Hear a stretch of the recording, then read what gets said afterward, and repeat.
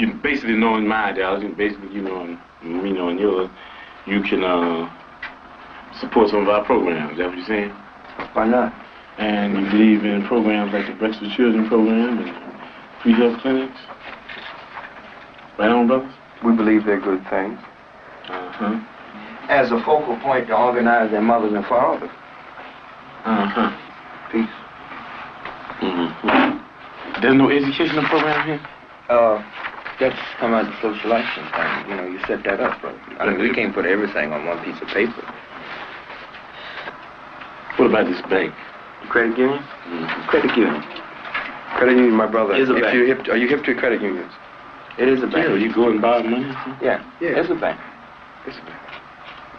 Owned by the people. Run for the people. And by the people. Mm-hmm. What will money be given out to people for? Well, the people would decide that. You want to buy, you know, whatever, you know, the people in the community decide. You need some living room furniture, maybe? You need a car, maybe? See, the thing is with me, you dig, I need to know some more about it. I wish you had some more literature about the educational thing here.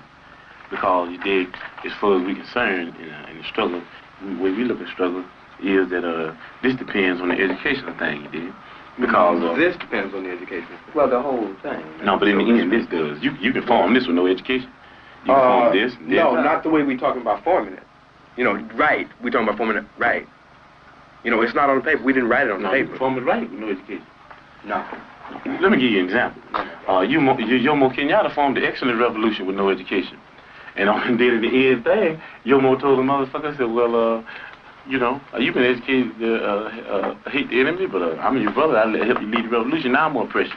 Another example, Papa Doc in Haiti. Papa Doc in Haiti hated everything white. Man, you couldn't put this white paper in front of Papa Doc's face. But he moved all the white people out and he took over and be oppressed. He did, cause of no education. And the people that had been educated, they just said that we don't hate the motherfucker white people, we hate the oppressor, whether he be white, black, brown, or yellow. So we got to know the educational program to find out what is gonna be in the finale. A lot of people, Jomo Kenyatta is called not a never a revolutionary, but an ex-revolutionary.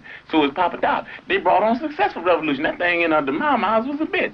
Bantu freedom fighters, all that kind of action. What we saying is the end. But you don't judge Castro now. You can't do it. Nobody in this room could judge whether Castro's going to be a revolutionary or not.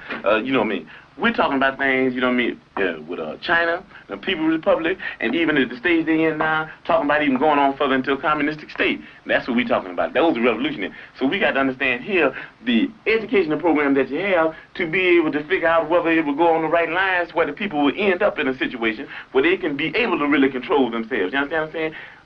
With no education, the people that take this local foundation and start stealing money because they won't be really educated to why it's the people's thing anyway. You understand what I'm saying? With no education, you have neo-colonialism instead of colonialism, like you got in Africa now, like you got in Haiti.